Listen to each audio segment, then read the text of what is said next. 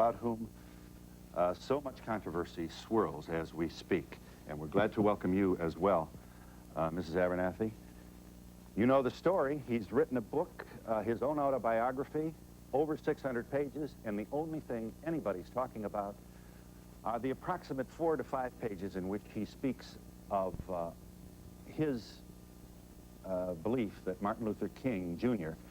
was intimate with 2 women on the last night of his life, and in addition to that, had a physical confrontation with a 3rd woman who was jealous, having found Martin Luther King Jr.'s bed empty.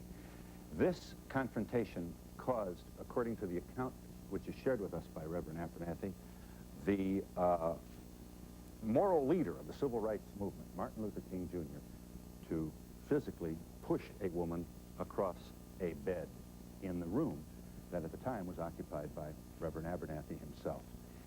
Well, my dear, everybody is upset. Jesse Jackson said that's not the way it happened. Mayor Young of Atlanta is upset with your husband. And let me say also that there's some folks out there that believe that you encouraged him to include this information in his book, and I'm going to tell you what they say. Your husband went to jail every time Martin went to jail. Your husband stood by Martin in all the demonstrations. Your husband risked his life just like Martin did.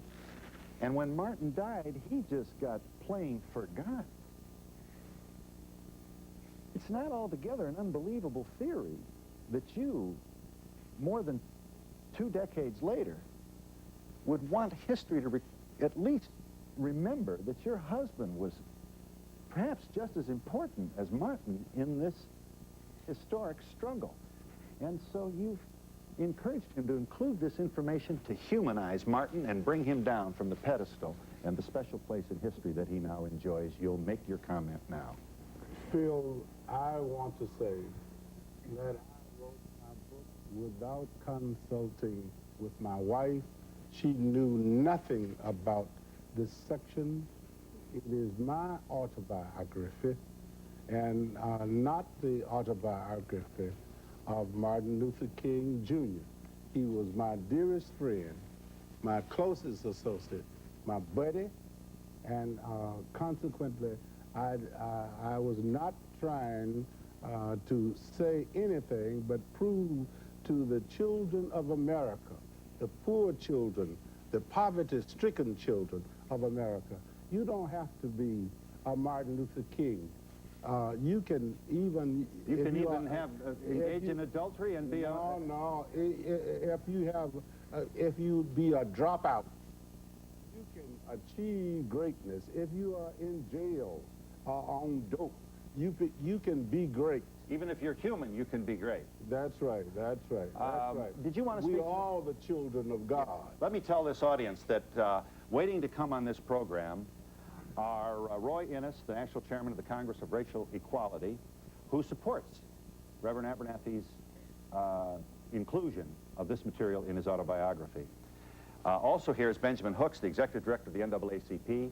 He is with the majority of the leaders of the modern civil rights movement in condemning Reverend Abernathy. They love him, but they're mad at him for what he did, and he can speak for himself, and he will shortly. Our deal is that Mr. and Mrs. Abernathy get this first part of our program by themselves. You wanted to say? I want to make it crystal clear. I didn't write it. I had absolutely, positively nothing to do with the writing of that section. After the assassination, writes Earl Caldwell, a columnist for the New York Daily News, Abernathy replaced King as head of the Southern Christian Leadership Conference. King had set it up so that if he could not continue, Abernathy would become the leader. On paper, that idea worked, but in reality, it never did. Abernathy did not have King's charisma and education and ability to move people with words. He was more a country preacher, and when asked to stand in King's shoes, it didn't work. Abernathy had many detractors. He knew that with many, he was an unwanted leader. So under his guidance, the big things that were dreamed of never happened, and in time, he got pushed aside. It was just awful what he went through, said Hosea Williams, who was an inner circle member of King's staff. I don't know who could have followed Martin, as you reverently called him. But the book on you is that however wonderful a human being you are, you could not move mountains, and he could with his oratory. And that you went through an awful time where you were beaten down and criticized, and people usurped your power. And now you're getting them with this book. Nothing could be farther from the truth. I was with Martin Luther King every time he was jailed. I loved Martin Luther King, and I still love him in his grave. His place in history Is assured. Is assured, and Okay. nobody can tarnish Right. the image of Martin Luther King Jr. Right. I saw you interview with Brian Gumbel on the Today Show. You don't think much of Mayor Young of Atlanta. Oh, I love Andy. Andy has been across the years. How do you feel about him as a mayor of Atlanta? Well, I don't think that he's been as good as Maynard Jackson of Atlanta because he's, and I don't think he should be elected the governor of the state of Georgia.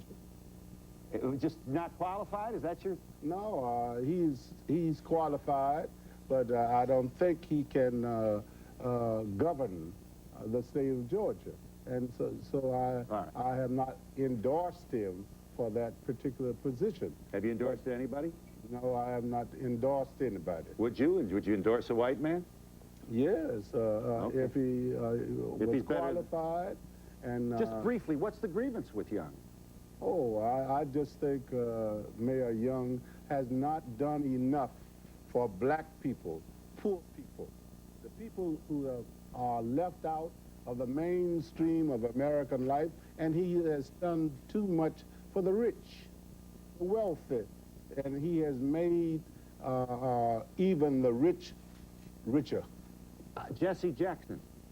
Jesse Jackson is a fine person, Yeah, okay. and he has grown tremendously. Yeah. And but I at the time of Martin's assassination, he was angry with him, and later Angry with Martin.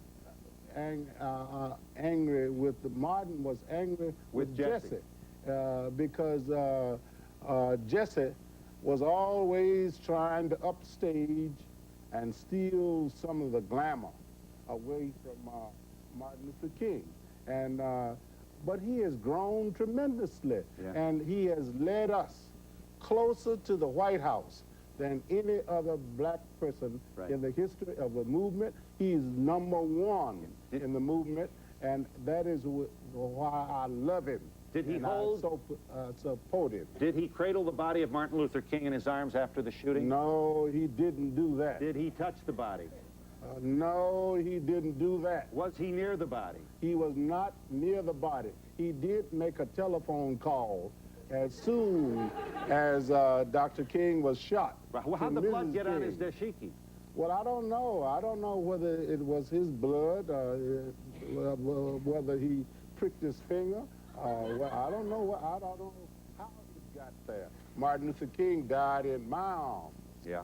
And my book is the true, authentic history of the movement. Yeah. And I was not revealing anything that Mrs. King did not know. The FBI sent her long before Martin Luther King passed Yeah. a tape. And the children knew about it. And so consequently, they had read it in other books. So it shouldn't by be embarrassing white to men. them. They've already known about it. It's your That's right. position. That's I understand. We have the testimony now of a woman who claimed that she was in the room the night that you saw Martin come out of a bedroom and so on. She says that you were drinking that night and you fell asleep. Boy, I'll tell you, they're really turning you upside down. You've had 2 strokes. They're reminding everybody. Yes, I'm just hoping you make it through the rest of our program here. They also... Nothing.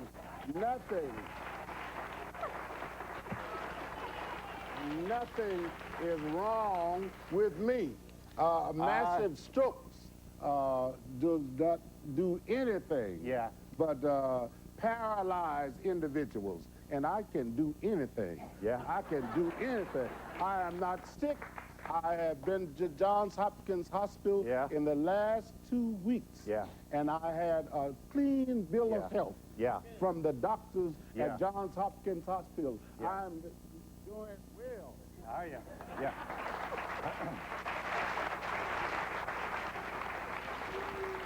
Now, give me just a moment with Mrs. Abernathy.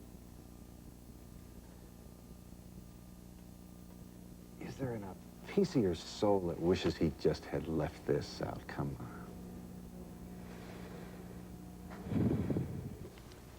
I think what my husband was trying to do was tell his story. It's a narrative. And not leave out any portion of it. Now, I didn't write it. But are you sorry he did it? I'm sorry for all of the flack. I'm really sorry for all of the flack he's gotten as a result of it. If you're going to tell a story and tell history, all of us are fallible beings. And Dr. King, I never thought, wanted to be a deity. I always got the impression that Dr. King wanted to be a human being. And he wanted to be remembered as not one who was infallible, I know. but whose spirit and work was great, whose concern for humanity was great. And that was what his life was all about. He was truly a Christian. Boy, I have no doubt in my mind about that. You had to feel for your husband after this. Surely I did. Not only the loss of Martin, but the way he was treated. Surely. Talk about thankless. But Phil, it was the same crowd. It's the same, many of the same folk now who are doing what's being done now, polarizing the community, polarizing America. Many of them were in the group who polarized the country when my husband took over after Dr. King's assassination. My sense is that And this is about the 4th time. My sense is that you don't feel Jesse was altogether a partner with your husband in the aftermath of the assassination. Well, I'm not sure about that. Jesse has ambitions, okay? Jesse was an articulate, intelligent young man who was ambitious, and I have no problems with that. We need more ambitious, articulate, intelligent young men. Yeah. And in order to move forward, one has to be assertive. And I think that's the vantage point from which Jesse was coming. And I don't hold that against him. Was he in that crowd about which you speak? I'm not positive about Who's that. the leader of the crowd? I don't want to call any names, but it's some of the same folk. Hosea Williams? Hosea supported my husband. And to be a, you know, it's amazing. Who's this crowd now? Wait a minute. You read the telegram. Some of those names were on the telegram. But it's interesting. Had my husband denounced Hosea after he became president of SCLC, he would have been duly aligned with many of the folk who did not like Hosea. And it's interesting that Hosea has gone against him, and he refused to fire Hosea. Refused to fire him. Had he fired him, it would have been much easier. Let me just say that you put up with the machinery. Please let me just take a moment to explain that this has been like trying to, we needed Kissinger for this program, just to negotiate. You will not, we invited Hosea Williams, had the deal, your publisher was aware of this, and you would not appear on the same stage with Hosea Williams. You say you love him. You love everybody. I am totally unaware. You didn't know that we had invited Hosea. All right. My staff handled this Okay. matter. I believe you. I love Hosea Williams. But you don't want him on... Even though he calls me a Judas. Yes, he does. But he did come to Charleston, and he was more loyal and supportive of me than Andrew Young was. Okay, well, we're getting the order and he was the executive secretary, executive vice president of the Southern Christian Leadership Conference during my administration. Right. Here's what we did. We felt that Mr. Williams had been maltreated, and we felt responsible, although I believe he agrees that nobody intended any evil here. Here's what we did. He came to New York, and I taped this brief commentary from Mr. Williams 45 minutes before our program. He wanted to say that nobody's been more supportive of you than he has since the assassination of Dr. King, and then he moves on to comment on the controversial material in your book. Here is Hosea Williams. Ralph knows one thing. What he said happened that night before the assassination did not happen. I had 2 guards on Dr. King because of threats from the invaders in Philadelphia, in Memphis. But what I want to say this, that honest to God, Dr. King has not only become a symbol for blacks, but for people around the world. And he gave the hopeless, he gave them hope. And they're trying to whittle away, and they're using Abernathy to whittle away at the one thing I believe that could redeem the soul of this nation. You're saying this didn't happen? What Reverend Abernathy said about Dr. King and 3 women the night before his assassination did not happen that night. It might have happened other nights, but Phil, I'm telling you, and that's why Abernathy doesn't want me on this show. He knows, I knows, it did not happen. Well, you're saying it didn't happen at the time that he suggests it happened. You're not here to refute the already offered evidence that Dr. Martin Luther King did occasionally engage in what we call adultery. Well, now, I didn't go around with the man all of the time. This particular night, Phil, I happened to have security because of certain threats from the invaders. Why do you think he did this? You see, Phil, there was 3 reasons I thought Dr. Abernathy might have done this. Number one, when Ralph told me about 4 weeks ago, he said, my book is coming out. He told me this many times over the years. Right away, I started asking, who wrote it for you? And I caught myself, and I said, okay.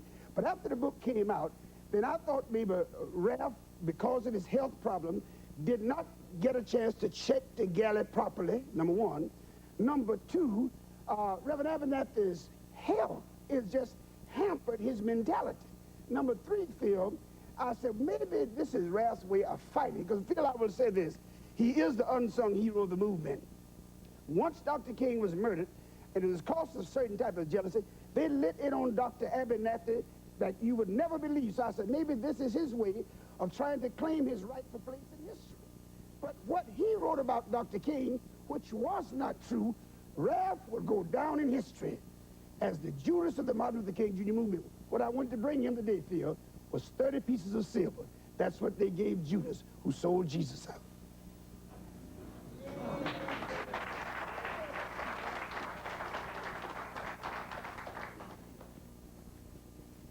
Nothing? Nothing could be farther from the truth. We have to break here, and we'll also chat in a moment with Mr. Innis and Mr. Hooks. From your book, sir, at the risk of being accused of belaboring 4 pages in a 600-plus autobiography, which, in my opinion, should be added to every library of everybody who gives a damn about America. This is an important contribution. A recent biography has suggested, without quite saying so, that Martin had affairs with white women as well as black. Such a suggestion is without foundation, you tell your readers. I can say with the greatest confidence that he was never attracted to white women and had nothing to do with them, despite the opportunities that may have presented themselves. And we'll be back in just a moment.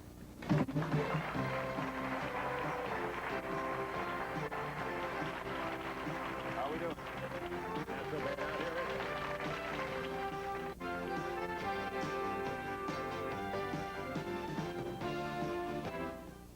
Hey, can I try some kicks? Sure. Oops. Let's eat them. These kicks are good. How come you don't make them different colors? I know. No frosting? No. How come they're so good? Kids like Kix because of its crisp corn crunch. Moms like Kix because it's low in sugar. Do you want some more? I'll give you myself. Kix, kid-tested, mother-approved. There are bras that fit and bras that flatter. I'll settle for both. My way is Hanes her way. Don't let my work clothes fool you. Underneath, I'm all satin and lace. My way is Hanes her way. Hanes Her Way Satin and Lace Bra Collection. In soft cup, underwire, and lightly lined. Come feel how good a pretty bra can fit. My way is Hanes her way. When you go to the bank for a home equity loan, you ever get the feeling they're trying to tell you something? Once you get the message, call Statewide Capital. We'll get you money easily and quickly, even if you've been turned down by the bank. Use the equity in your home to get a home equity loan from $10,000 to $250,000 or more. No lines, no forms, and fast approvals. Statewide Capital gets you money easily. Call 1-800-DIAL-CASH. 1-800-DIAL-CASH. Les Miserables, the international musical sensation that's taking the world by storm. On my own, pretending he is beside me. Master and a half! Call Telecharge for tickets, 239-6200 for Les Miserables, the musical that makes history 8 times a week at the Broadway Theater.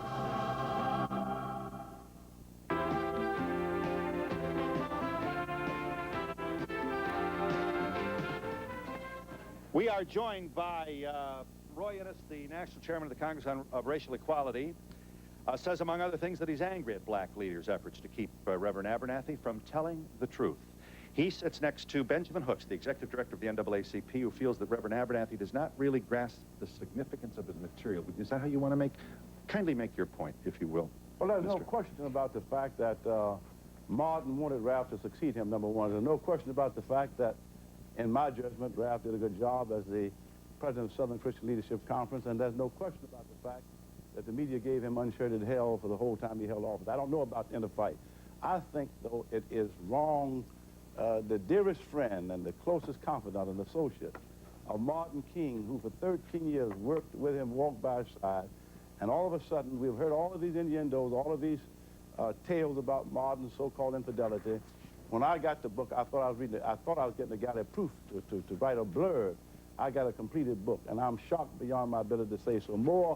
More in pity than anger, because the Ralph Abernathy that I knew and loved and worked with for almost 30 years, I stood by his side. I succeeded him as financial secretary. And I wrote the telegram trying to beg him to withdraw those pages, because I could only see it being written. The publisher, I've been through this. I've tried to write about it. And the kinds of things they want you to do, they can lead you into it so unwittingly that you're into it before you know it. Mr. Innis, sir. I heard that Abernathy's interview this morning in another station. An extensive interview. I heard the Brian Gumbel interview? Yes. Oh, that's this station here in New York. We're proud to say so. Go ahead, sir. And I heard his interview with you. And most importantly, I read the book, which is something that too often critics of these kinds of documents don't do.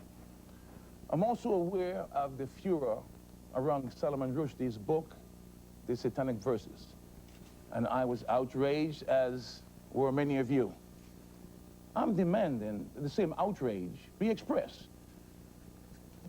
for an attempt to censor this book. Censorship becomes the central issue here. No one is seriously disputing what that Abernathy is saying. They're disputing his right to say it. That Abernathy said quite early in his introductory statement, he said... They're not disputing his right to say it. They're disputing the propriety of his saying. Well, you see, they should also consider the other statement he made here. I can only say that I have written nothing in malice and omitted nothing out of cowardice. He also expressed the desire to be sensitive to the living and the dead. Let me just make it clear, though.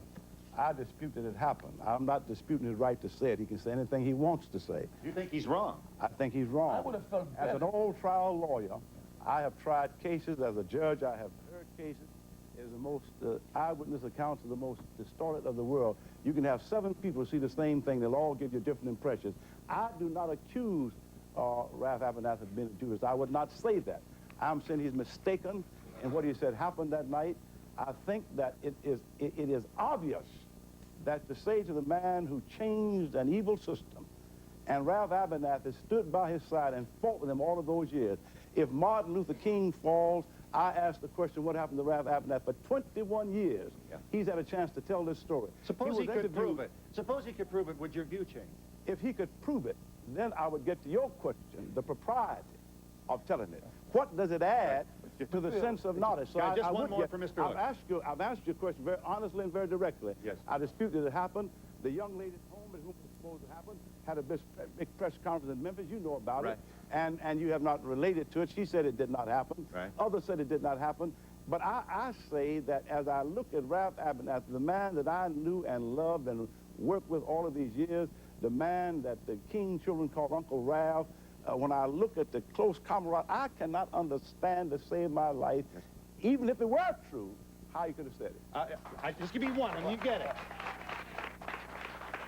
Is it appropriate to document the intimate relationship that Franklin Delano Roosevelt had with Lucy Mercer? If you were his closest friend and dearest associate, if you'd walked with him for all of these years, keep your mouth shut. being dead, yet not able to speak, 21 years later, having been interrogated by the attorneys for the King hearing, after having talked to Dave Garrow, who wrote, I think it was Baron the Cross, and never having said this, remember that there's something that comes up here that disturbs me more than anything else, more than the allegation of sexual innuendo that's contained there, is that he was not a nonviolent man. And I will always, I'll go to my grave believing that Dr. King could never push a woman across the bed? Well, it didn't read like that. It read a full-fledged fight, a blow that was more like a shove.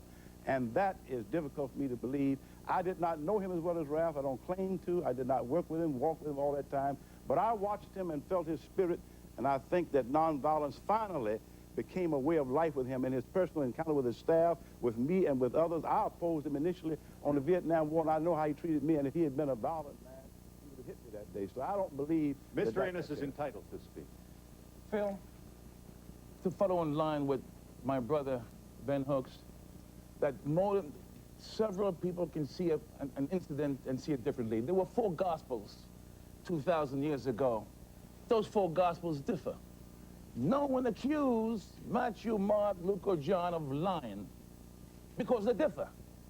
Hosea Williams, friend of mine, friend of Ralph, stated that what happened that night was wrong. It could have happened some other night. Tremendous admission. The fundamental question is this: so what? So what? King's stature is still as great, domestically and internationally. So is JFK. So is Roosevelt. Franklin Delano Roosevelt. Right? People still love King, and they will love him more for him being human. If his best friend, and see, if you read this book, and you read the poetry with which he talks of this incident and the preceding incident, you understand there's no malice. Your support for your pal is admirable here, because he certainly can use it. My support for academic freedom. My support against censorship. Well, yes, we can use some more of those folks. Listen, I'd be happy to have you speak in my behalf when they come down on some of the things happening on television today. Here's my little kids. Yes, little kids. Martin's pictures on the classroom wall. Yes. 2 women. Yes. Then a third who was apparently for whom he was not available. I mean, doesn't this bother you? I've stated that Phil, all I can say is he doesn't live in the real world. If he thinks that the closest friend can make these statements with the right-wing fanatics who did not want to go along with King Holiday, with the right-wing fanatics I trust people more than that. who taunted. I trust the Well, you decent can trust American. anybody you want to trust, but I'm telling you, you're naive if you don't believe that racism in this country and that Martin King was not fair to aid. bigots a chance to... Go ahead, make your It point.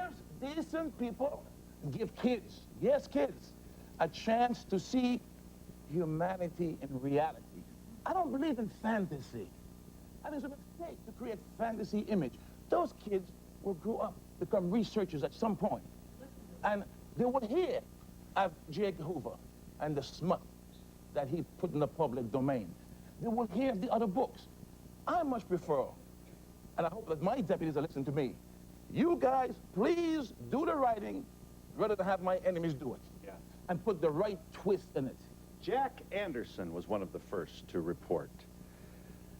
They put a tape recorder under Martin Luther King Jr.'s hotel bedroom, hotel bed, didn't they? Yes. They taped audio tape what took place. Was this at the Willard Hotel, as you tell your readers in your book? That is right. You also tell your readers they used video Washington, equipment D.C. right near the White House. Yes. They also used video equipment. What was available to them in 1967? They certainly didn't use TV cameras. They used still cameras? I don't know. I cannot explain. I am not a part You didn't of see FBI. any of this. You didn't see any of this video material. I didn't see them put it there, but I know that our home was bugged. Juanita, Yes. you remember. Just let me get this straight, Mr. Reverend Abernathy. Just want to make sure that this audience understands. Because you're confirming what we've already heard. Hoover was really on Martin's case. Couldn't wait to knock him off. Either by virtue of painting him with as a womanizer. Did you tell your readers Martin played this tape for you? Yes. He played a tape for you which was sent to him by the FBI covertly, which had on the tape the actual sounds of Martin in his hotel room at the Willard, followed by a male voice saying, if you don't kill yourself, we're going to kill you. Something to that. Yes, that's right. Were the sounds those of heavy breathing and people making love? Well, I cannot say that. You said you heard the tape. I'm not saying that. I'm merely saying... Did you hear the tape? Yes, I heard the tape. And the other people heard the tape. And so consequently, I'm not going to call any names, but they are fully aware of the fact that this tape was sent. And Martin was depressed, and I loved Martin Luther King, and I was his companion and his associate. And when he came to me and asked me to go to the office and listen to the tape with him, I went, because I would do anything. Even if I could have stepped in front of the bullet and received the bullet rather than Martin Luther King, I would have done that. Now, is your inability to answer regarding the nature of the sounds on this tape, absent this threat, because of your failed memory, or is it because you think it would be inappropriate to give this kind of verbal description to an audience in a public forum? No, I have no failed memory. I want to make it crystal clear that I had 2 strokes, but they were small strokes. I believe you. I believe you. I am not paralyzed. I'm not suggesting and that, sir. I have had no brain damage and a carotid artery. You don't tell the reader what was on the tape. The carotid artery was clogged. I went to Johns Hopkins Hospital, and they gave me a new carotid artery that supplies the blood flow to the brain. Okay. Later, at the second stroke, the second stroke, Phil. I believe you. At the second stroke, I want to make it crystal clear. That you're a healthy man. No. I want to make it clear Crystal clear. Yes. When I took the CAT scan, they discovered that I have 2 functioning carotid arteries because the other artery had opened up. Okay. Check with Johns I will. Hospital. All right, I thank you, sir. And Mr. Innis, sir, bring up, got a break. Am I correct that Franklin Delano Roosevelt was paralyzed while he was still president of the United States? Yes. And fought a war and defeated Hitler and Tojo? Yeah. And the point is, oh, I get it. All right. I get it. All right. We're in New York City, and we'll be back in just a moment.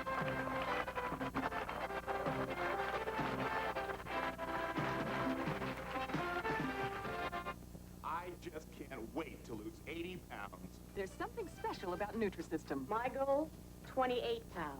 That makes people excited about losing weight. Because without taking any longer, the new Body Breakthrough Activity Plan will help you lose up to 25% more weight. Now I'm going to take off even more weight. Just 5 more for me. I've already lost 116 pounds on the Nutrisystem program. Don't wait. Call today. Nutrisystem. We succeed where diets fail you. Madam, one mustn't eat popcorn in a concert hall. I would never do that. Pretzels, potato chips. I would never do that. What are you eating? Breadsticks. Light, delicious, fun to eat. Madam, please hand over the breadsticks. No, I would never do that. Oh, my favorite. Sesame. Stelladora breadsticks. They're not just for meals. Does Jim Porter understand New Jersey? He plans to let car insurance companies charge whatever they want. The insurance industry loves it. They gave his plan a standing ovation, calling it music to their ears. Jim Florio fights for us. He wrote the law to protect our drinking water, to clean up toxic waste, endorsed by everyone from environmentalists to our state police. And consumer groups praise his plan to force insurance companies to roll back rates. Florio, a proven record of leadership. Tomorrow morning on Today from Chicago, Mayor Richard M. Daley. I'm Jane Pauley, also Father Andrew Greeley's Windy City Tour and the Bleacher Bomb. On Today. Then, on Inside Edition, a 10-year-old girl was killed by a drunk driver. That driver had killed 2 other people, but he had connections. His father was a lieutenant on the police force. On Inside Edition, was it a cover-up that ended in the death of a young girl? Today, followed by Inside Edition tomorrow morning.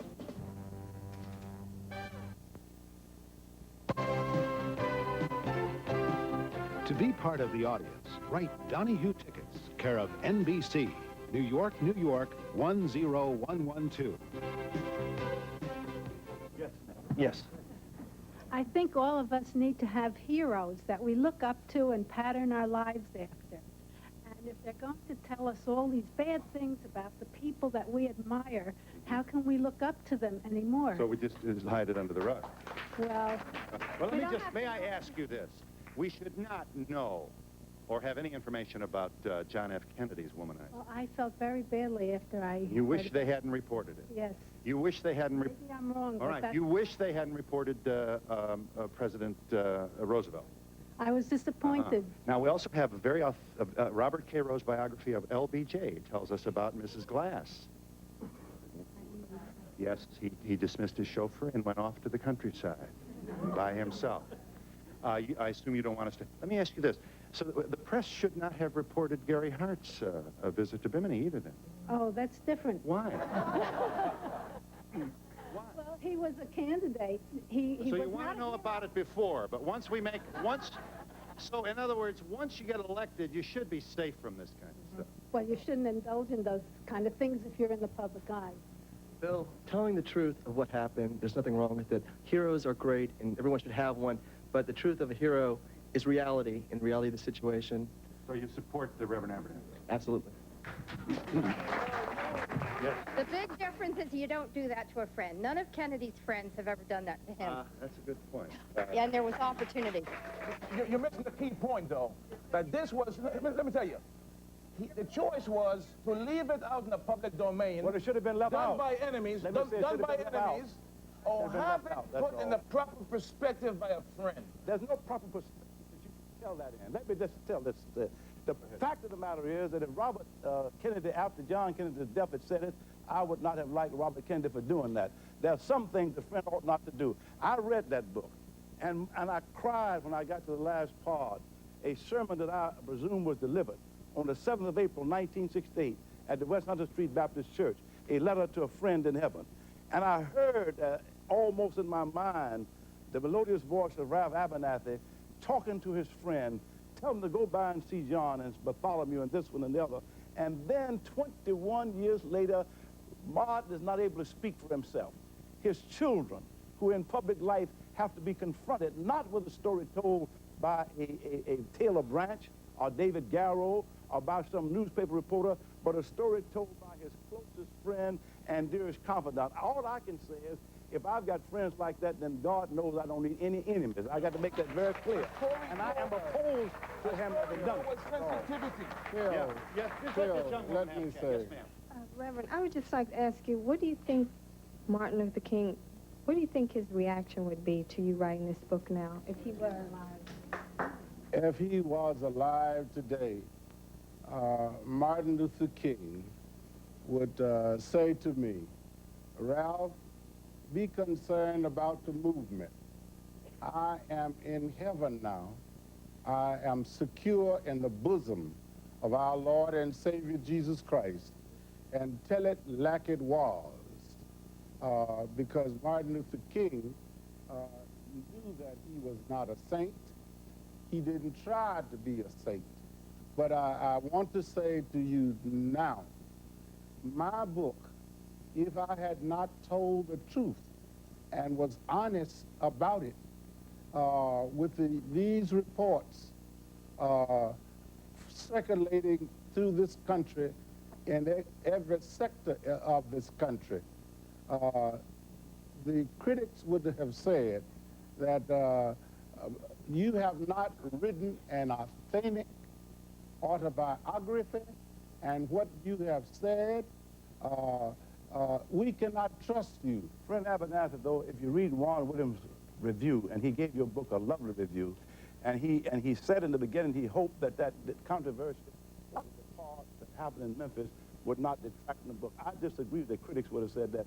No critic in this world would have expected the best friend, the closest friend, the confidant, 39 or 40 jail visits together, walking, working, 13, eating at home. 13, all right, I'm sorry.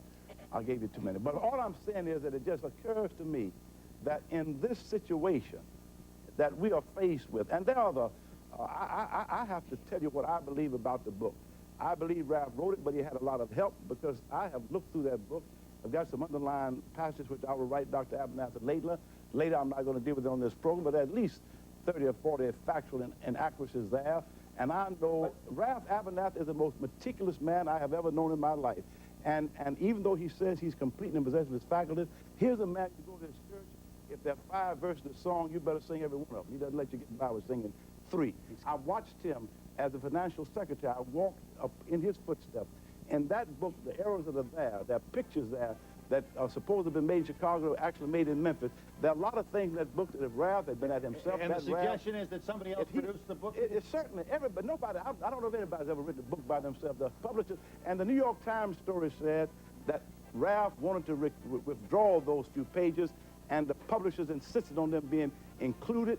You're in public life, and you know, and you have said the reason we're here is because of those pages, not because of that book. Say that. And I'm simply saying, if Ralph had been in possession of all of his faculties, he would have caught those errors and made that a lot of corrections. Reverend. Capable? No, Ralph. He's not saying you're incapable. I'll say what I'm saying. Let me say what I'm writing saying. the book. That is, I don't know of a single person, including Martin. You have been a Martin didn't write his books by himself. You are a preacher of the gospel. You are the head of our oldest organization, the NAACP. You are capable of writing a book, Ralph, but you have to have, every one of us has had to help. It bothers me that reverends are asking irreverent to lie by omission. And we'll be back That's in just immoral. a moment.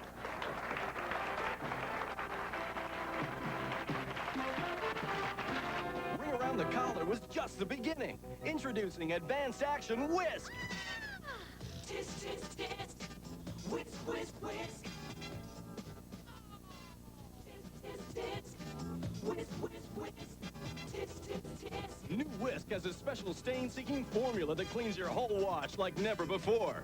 Ring around the collar was just the beginning. It's the best whisk ever. New advanced action. How do you noodle?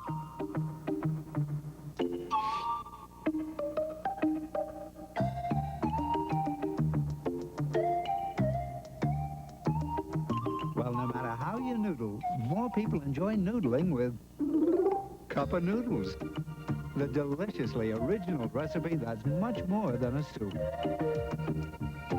Remember, nobody noodles like Cup of Noodles from Nissan.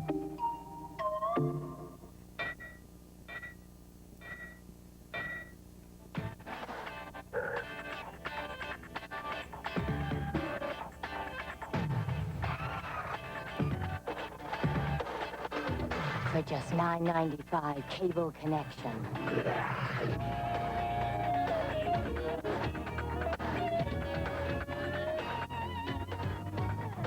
If it's going on, it's on cable. Call 1-800-OK-CABLE.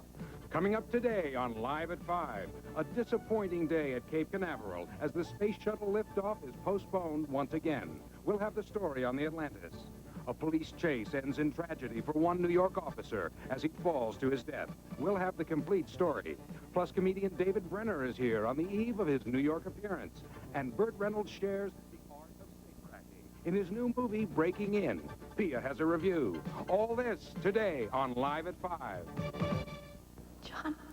Imagine a day with no sound. Thousands of children in New Jersey never hear danger, or even the sound of their own laughter. At the Murray Katzenbach School for the Deaf, we're bringing their silent world to life. The Katzenbach School is just one of the many beneficiaries of New Jersey lottery funds.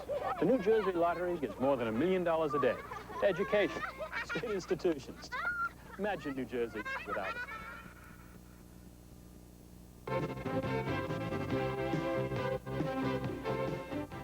Where are you here? I haven't sold this book yet. The publisher will not be pleased with me. And The Walls Came Tumbling Down is the autobiography of Ralph David Abernathy. It is the most talked about event in publishing today. Here is the photograph. Let's not make a big thing out of this. You identified this photograph as Chicago, and Ben says it's Memphis. No big thing. You also called Ben Branch a trumpet player. He's a saxophone player, and you're the black guy, and you should know that. So, you know, this is the kind of criticism that you're receiving. Nitpicking. You think it's nitpicking? Well, let me make the central issue is that there's some... I'm not saying he's incapable. I'm saying that nobody has written a book by themselves, and I believe if he'd been at his full strength as I knew him, he'd got that straight. The central issue is that there are some gems, history of the civil rights movement in this book. Ralph Abernathy is the Solomon Rushdie. He's the Solomon. Were you there? Man, you know anything about it? Give me a chance. How do you know it's true? Were you there? Give me a chance. This is the gentler time the Roy is. Give me a chance. Yeah. There are gems in this book. We ought to read it. If they are wrong, Ben can write his book. Yeah. The central issue is the question of censorship. Ralph is being made to be the Solomon Rushdie of black America. As a minister, he's being asked to lie by omission. I think that's immoral. Those are the central issues. Mrs. Abernathy wanted to say. My concern here, Phil, is that our friends, quote unquote, have taken an individual's malady, infirmity, and discriminated against him by saying he's incompetent. That's a serious indictment. And these people have made this on national television. Is this the way we as Christians should act? Well, here's caller. Did you have a brief question? Yes, I do. Now listen to this. Speaking of Christian, I happen to know the nature. They've told me what this one wants to say. Listen to her. Go ahead. Reverend Abernathy, as a minister, what right do you have to confess another man's sins? I'll give you a chance to answer that question in just a moment.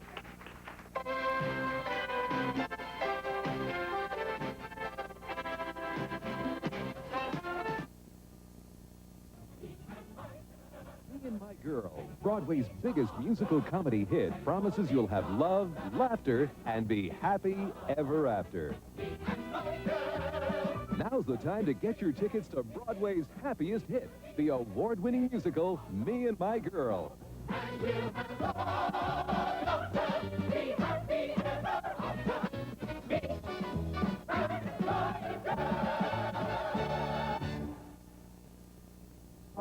Some people say this city just can't work. Ruth Messenger says it's got to, and can. We can't let this city go down the tube. When you care, you try to make it work. Ruth Messenger. She's fought for common sense in the city budget. These tax giveaways take money we should be using for cops and teachers. Fought to make our neighborhoods work. What we need to do Making a is to difference. fight together to take this city back. Corner by corner, block by Ruth block. Messenger for Manhattan Borough President. This city has got to start making sense again. When you go to the bank for a home equity loan, do you ever get the feeling they're trying to tell you something? Once you get the message, call Statewide Capital. We'll get you money easily and quickly, even if you've been turned down by the bank. Use the equity in your home to get a home equity loan from $10,000 to $250,000 or more. No lines, no forms, and fast approvals. Statewide Capital gets you money easily. Call 1-800-DIAL-CASH. 1-800-DIAL-CASH. For a limited time, come open a new Mark & Lewis charge account and take advantage of this truly spectacular offer. Purchase any audio, video, or mobile electronics product, any appliance, fax machine, or cellular phone, and choose between 2 fabulous payment plans. No payments and no interest for 90 days, or no payments for 6 months. New Mark & Lewis credit card. The credit card that allows you to choose the products you want and pay when you choose.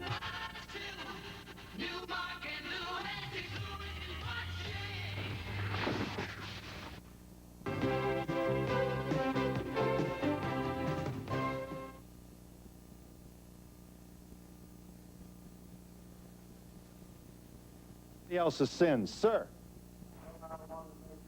Clear, darling, and I always call people darling if they happen to be a female. I didn't confess Martin Luther King's sins. I merely tried to put Martin Luther King's sins as my sins. All of us sin. All of our sins. I tried to put it in proper perspective. Yes, sir. Did you think adding that excerpt about Dr. Martin Luther King would have increased sales, possibly, to your book? Yeah. You mind if I just, here, let's understand how this audience feels. So far, with all due respect, we really haven't heard about your attempts to humanize yourself. Well, may I say that this author has a right to let the record show that nobody is talking about the considerably important other events that he has humanized himself in tells. this book. If you read this book, you will see a real human being. Yes. There doesn't seem to be any backup to this story, and perhaps this... Oh, yes, there is. I mean, there's FBI files. The other thing Reverend Abernathy is saying is that nothing he said is new. So why say it again then? That's right. Yes. I want to ask Reverend Abernathy, why do you feel that you can set up standards for the young men of America by painting Dr. Martin Luther King as a lecturer? And if they say birds of a feather flock together, what about your background?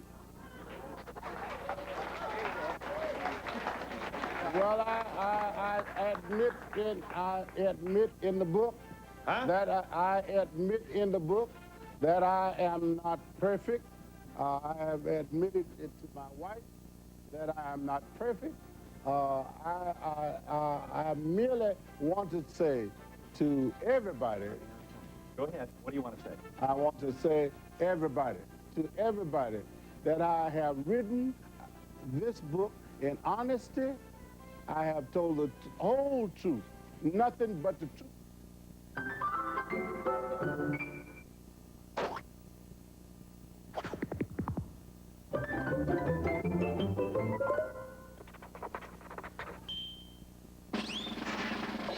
It's new cornbread twists, made with real cornmeal, crispy on the outside, tender on the inside. Oh, and by the way, they go perfect with... Uh-oh! Chili! Nothing says lovin' like my new cornbread twists. Wednesdays, it's a one-day sale at A&S. Floor-wide, store-wide, A&S one-day sale. 30% off Mrs. Selected career blouses, pattern blouses, slim wool skirts. 30% off Junior Selected cotton sweaters, corduroy pants, flannel shirts. 25% off all Mrs. and Junior leather and suede jackets. All Aris silk or cashmere-lined leather gloves. Plus 20% off all women's sneakers. Use your A&S charge or the American Express card. Wednesdays, it's the one-day sale store-wide at A&S. Terrific. I don't know about you, but I'm sick and tired of negative political commercials. I'm not here to tell you how to vote, but there are things being said about Jim Cotter that simply aren't true. Let me tell you the truth. I've known Jim Cotter for over 10 years. He's decent and he's honest. He has thoughtful solutions to the problems of drugs and car insurance. He believes in holding down taxes and spending. That's why this year, for governor, I'm voting for Jim Cotter. Honest solutions for New Jersey's future. Jim Cotter, governor. People used to say I'd grow out of my baby fat. No such luck. But as much as I wanted to feel good about myself, I didn't want to have to suffer, which is exactly why I lost weight with Jenny Craig. Now, how terrific is their program? Well, let me ask you. Do I look like I'm suffering? Lose all the weight you want for only a $185 service fee. It worked for this baby. Call Jenny Craig today. Coming up today on Live at 5, a disappointing day at Cape Canaveral as the space shuttle liftoff is postponed once again. We'll have the story on the Atlantis. A police chase ends in tragedy for one New York officer as he falls to his death. We'll have the complete story. Plus, comedian David Brenner is here on the eve of his New York appearance. And Burt Reynolds shares the art of safecracking in his new movie, Breaking In. Pia has a review. All this today on Live at 5. For a transcript of today's show, send $3 to Donahue Transcripts, 267 Broadway, New York, 1007, or call 212-227-READ. She can't talk back to Thomas. She should not argue with Thomas. She shouldn't rub Thomas the wrong way. Crazy marriage rules. Next Donahue at 4 on Channel 4.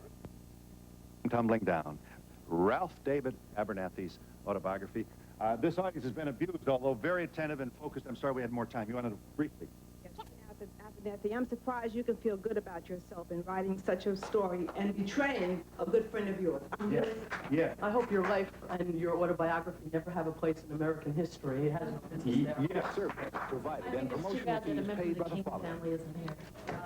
Yes. Personally, I don't think it's any of his business.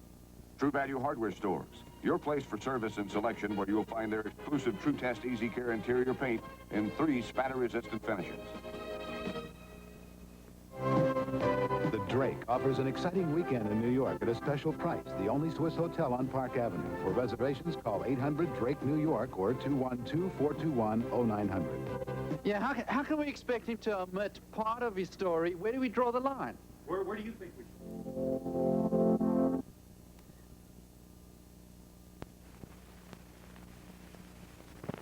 We live in a pretzel-shaped universe, and we need pretzel-shaped hypothesis universe. The simplistic theories simply do not account for the complicated relationship which leadership is. For centuries, philosophers have tried to understand leadership, but none of their theories fully explain this complex human potential.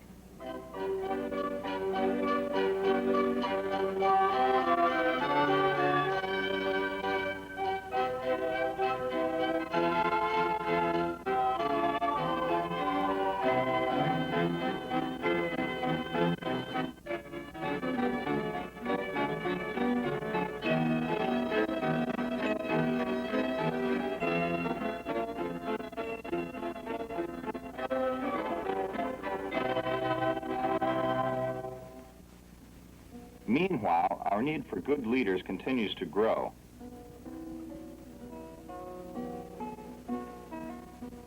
Yet even on the day-to-day business level, it's still difficult to say precisely why one leader might be more effective than another, or even more puzzling, why two leaders with entirely different approaches can still often achieve equally successful results.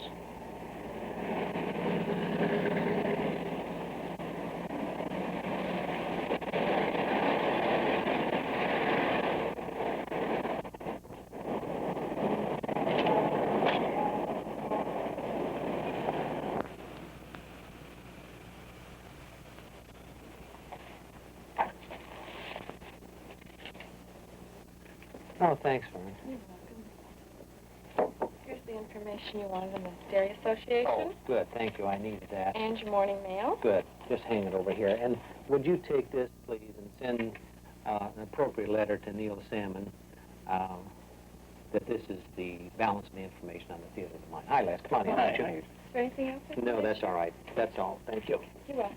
Hi, Good Frank. morning. Have a nice weekend? Yes, thank you. Terrific. So how's the saddle sores? Well, plenty of them driving to Albuquerque and back. I had a very good week, though. Did the hitch work out all right? Yeah, worked fine. No problem there at all. The car didn't overheat. Terrific. No problem with the tow bar. So she's back in school? Excuse me, there's a call. Yes? Oh, okay, thank you. Hi, Ed, I'm glad you called.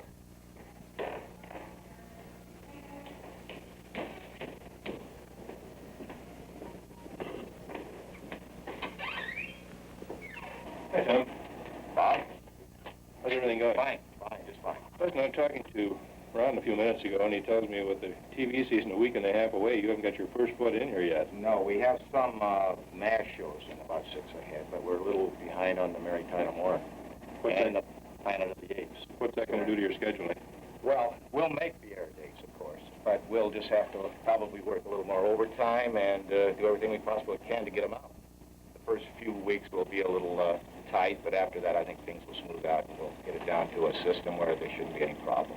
Okay, well, it's in your hands.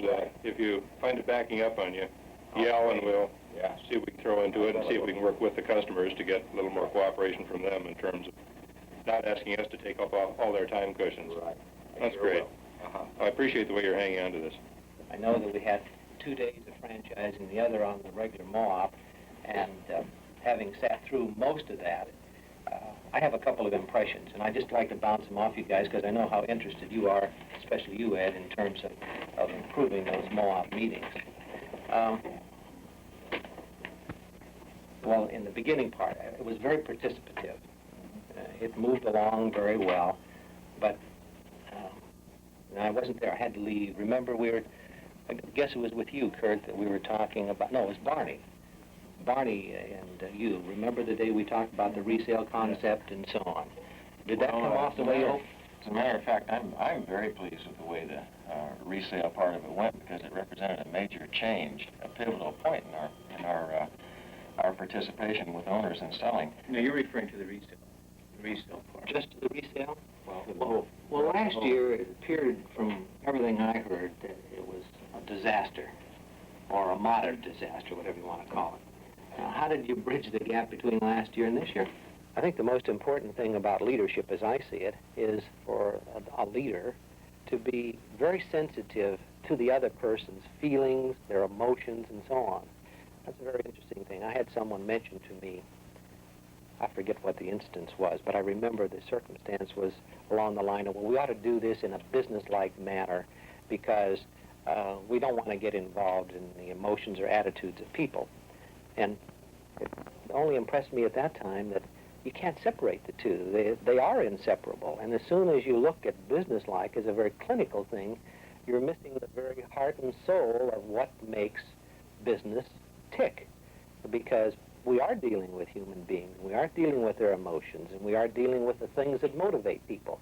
And you're not going to motivate them by merely saying, well, look, let's do it in a perfunctory attitude that lacks feeling and understanding in relationship to other people. It just doesn't happen.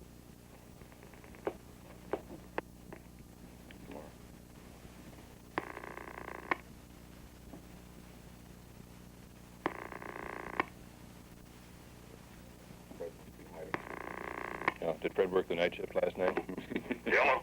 Fred, Bob Kryman. Hello, Bob. I have been the speaker. We have a staff meeting going on here.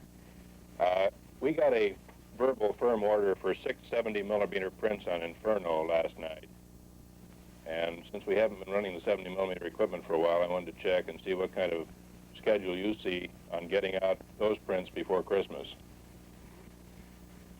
How does that hit you? I don't see any real problem with that, Bob. We could test the equipment in the next week or so. It's just whatever time they get the show in here for first trialing, and we go to a CRI from the original negative, and then we'd blow it up to 70. Brad? Ray. Yeah, Ray. Did you order that stock from Kodak, the million feet? Yeah, we have that on order, and like we discussed, it'll take 6 to 8 weeks. We've had it in for a couple of weeks now.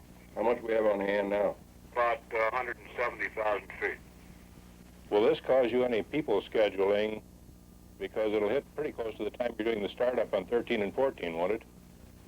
I think one of the greatest failures of many business leaders is their feeling that they have to be liked or they have to be recognized themselves, and they're concerned that somebody else will get the credit or somebody else will undermine their job.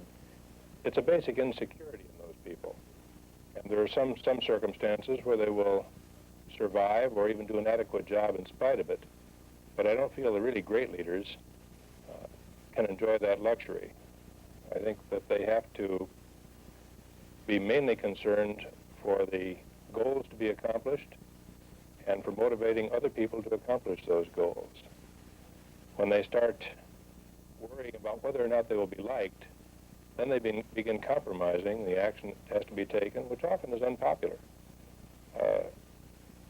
I feel, my own approach, that respect is more important for a leader than liking him.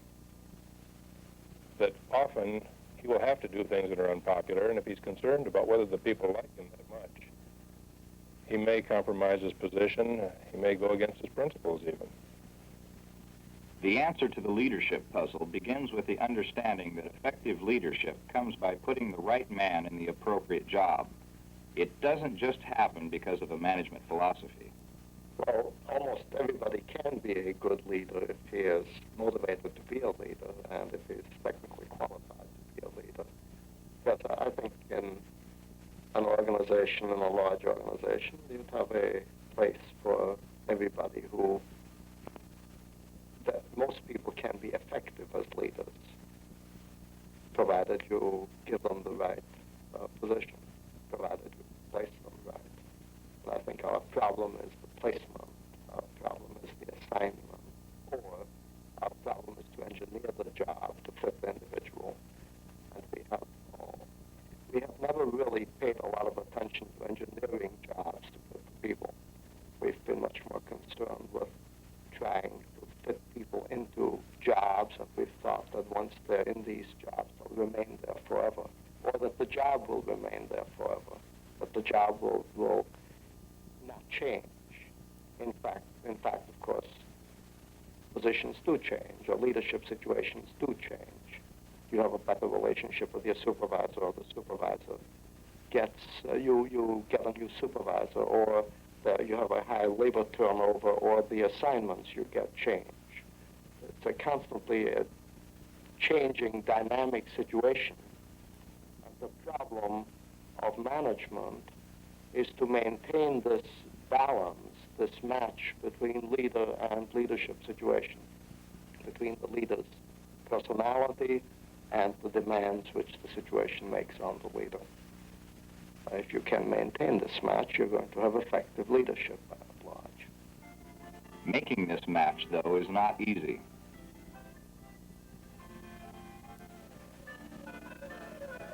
To do it, Fiedler has constructed a framework called the contingency model, which allows us to analyze leaders and jobs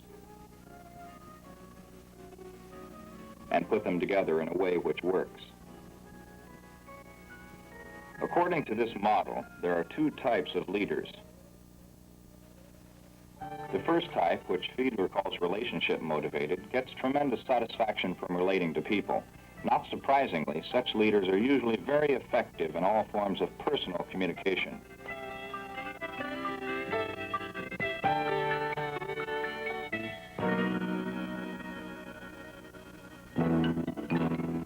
second kind of leader, though, is the one who is really stimulated by the challenge of getting a difficult job done well. He is the task-motivated leader, uniquely skilled at getting his people to accomplish difficult jobs.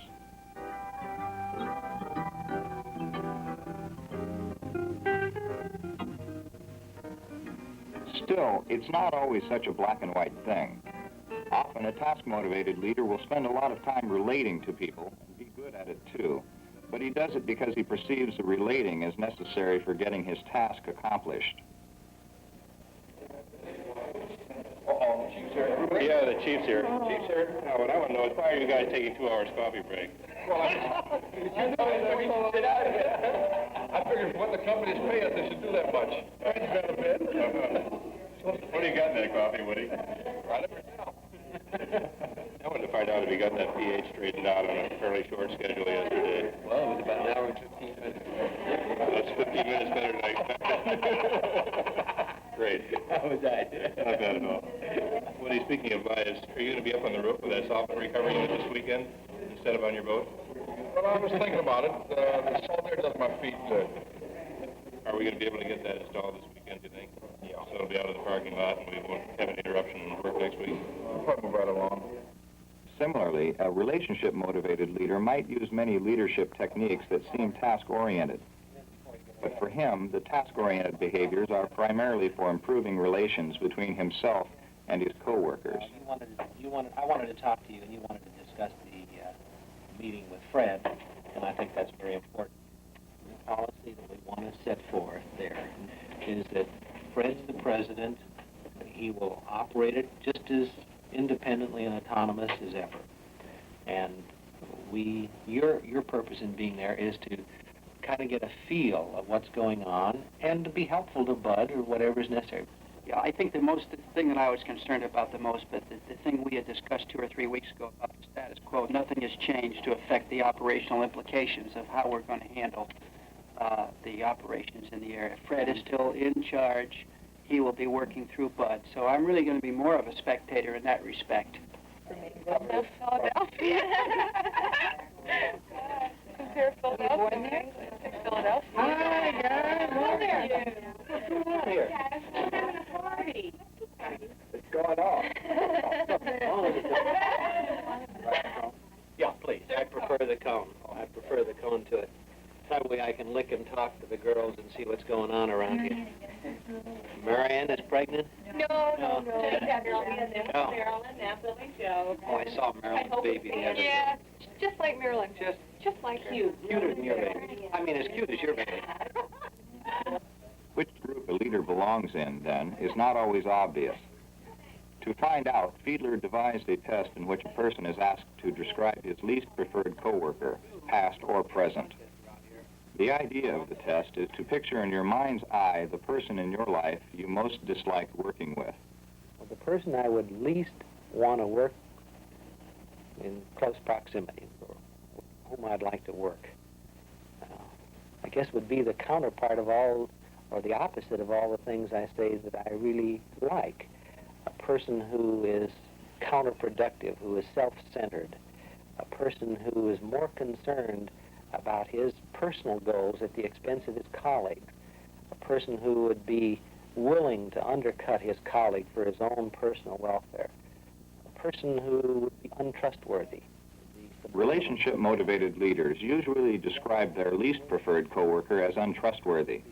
Fiedler's interpretation of this response is that relationship-motivated leaders enjoy their work most when they can feel strong personal connections with their subordinates. Obviously, an untrustworthy coworker could never be relied upon in the personal arena. Feeling basis, unemotional in the sense that purely task-oriented. I wouldn't want to work with him, and I wouldn't want him to work in concert with his colleagues, with my colleagues. Because one person who is of that nature causes suspicions and apprehensions in the whole group.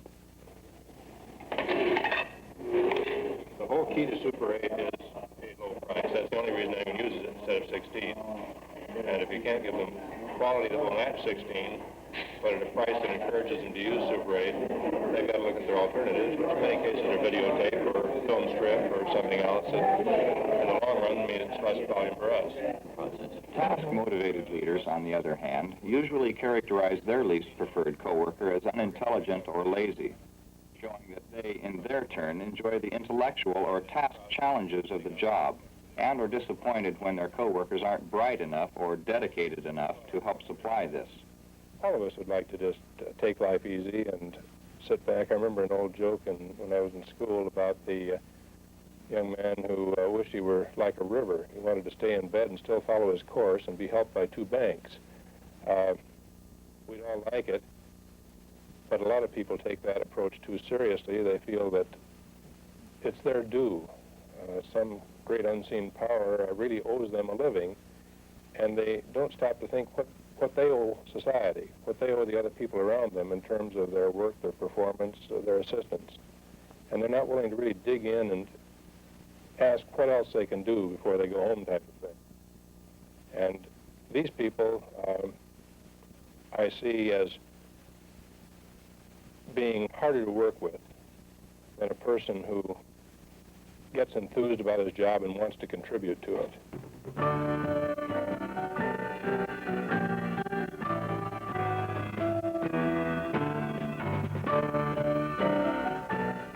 Obviously, identifying leadership style is important. Before we can make good leader-job matches, though, we must also analyze the situations in which the leader will be working. It's not easy. There are an infinite variety of job situations which any leader can encounter.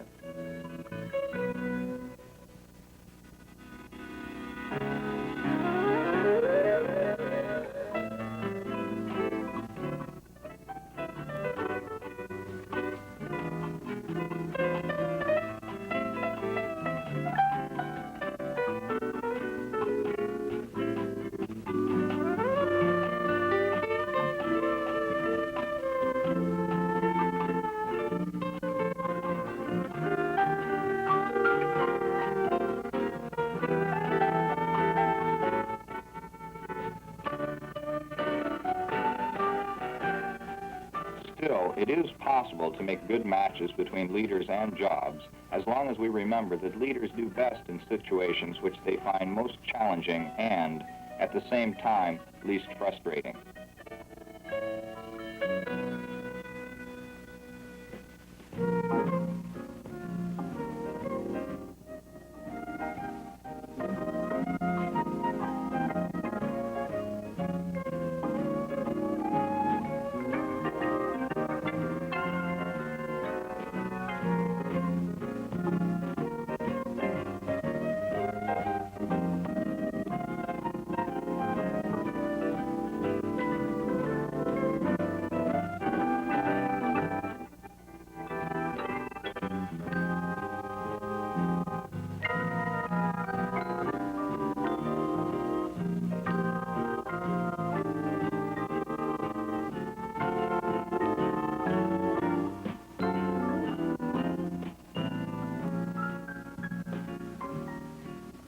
But even if initially a good match is made, the job can undergo dramatic changes, sometimes in a very short period of time. The job itself may change, the employees may change, even the leader's status in the company may change. For example, say a job starts out as a very difficult situation to lead. Then the leaders come on the scene, relationship motivated and tasked. The relationship leader makes an attempt to take charge. Oh, there. It's a rip-snip, beautiful day, Crepusnell. If I can get to Cleesdorf and get a road to Vild, I've been new fun to road to Vild. He doesn't do too well, though. Relationships are his forte, but they're not really the problem right now. For a group on the verge of collapse, the only thing that's really going to work is strong, authoritative direction. So, the task leader takes his turn. It's sticky tuck for par jam. Now, you already sell it out. Because he's so skilled at giving this kind of direction, he is quickly established as the working head of the group, and an effective match between leader and job is made. But groups don't remain static forever. clumsy flinging back. Don't kill it. Your nephew's nard. The problem is no longer just getting the group moving, which, as we've seen, the task leader did quite well. Okay, your feet's wrong, pick pool. Now the problem is solving the numerous employee conflicts which have slowly been building up, a job to which a relationship-motivated leader is far better matched. I'll run the new. We quack, arbor let's do and talk a do-dee. Reckon darn a solution. No, glob away. Now, wait a deal. Abend's a bloomin' idea. Ripsville seller slip an apology. Felix Philippian socking to prove. But do? Bob Snib. I'm Clemens Sniggle, von Plegel awful. Snabelbingen. Come on.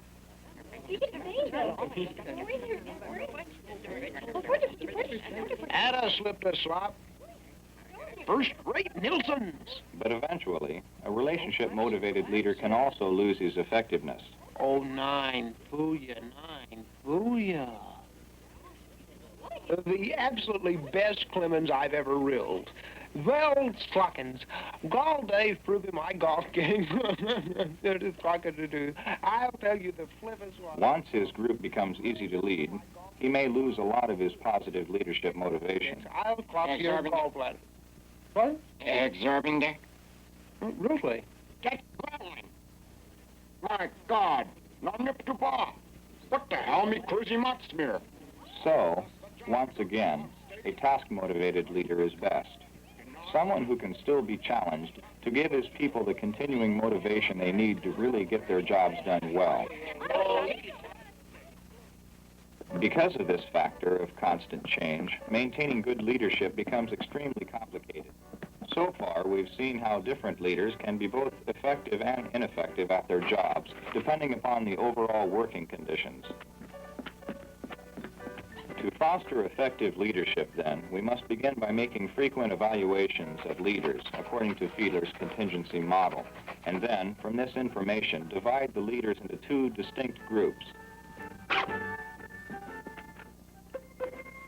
relationship-motivated and task. Then comes the evaluation of possible leadership job situations.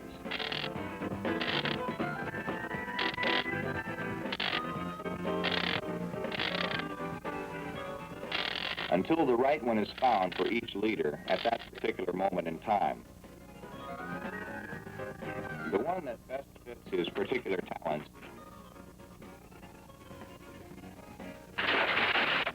and his unique style of leadership.